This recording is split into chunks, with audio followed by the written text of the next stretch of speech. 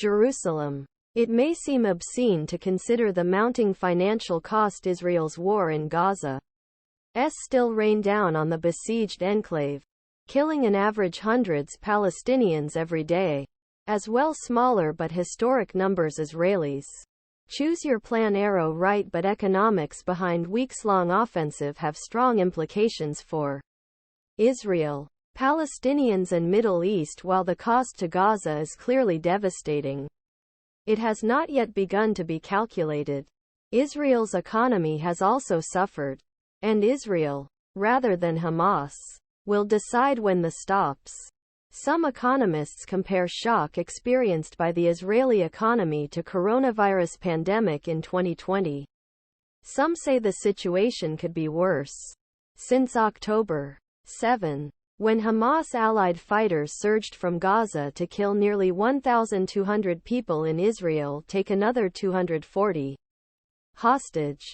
Government spending, borrowing have soared.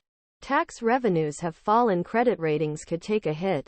Gross domestic product will also fall from a 3% growth forecast in 2023 to 1% in 2024.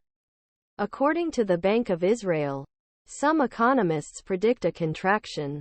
Many reservists of the Israel Defense Forces work in the technology sector. Every day they fight in Gaza.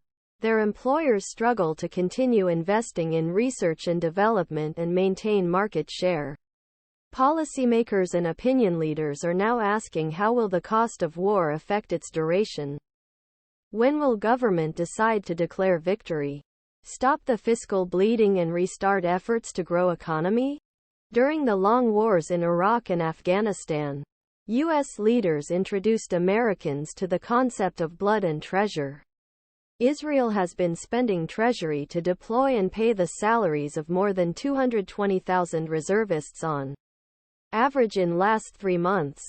Many of these reservists are high-tech workers in the fields of cyber, agriculture, finance, navigation, artificial intelligence, pharmaceuticals and climate solutions. Israel's technology sector relies on foreign investment, but this was waning even before war, part because investors worried about the instability they believed Prime Minister Benjamin Netanyahu's pre-war right-wing government had brought to Israel, despite Intel's recent announcement that it will build a $25 billion chip factory in southern Israel. This is largest investment ever made by a company. Israel is supposed to pay for reservists and bullets, but it is also supporting the 200,000 people evacuated from Israeli villages on the Gaza border and Lebanon's northern border, which Hezbollah's daily. Most evacuees are being housed and fed in hotels in the north and south at state expense. Many are traumatized. Many do not work. Tourism has stagnated. The beaches of Tel Aviv and the Old City in Jerusalem are devoid of foreigners. Christmas celebrations in the occupied West Bank city of Bethlehem have been cancelled this year. Construction, which normally relies on the labor of Palestinians in the West Bank, has nearly ground to a halt. Israel has suspended th.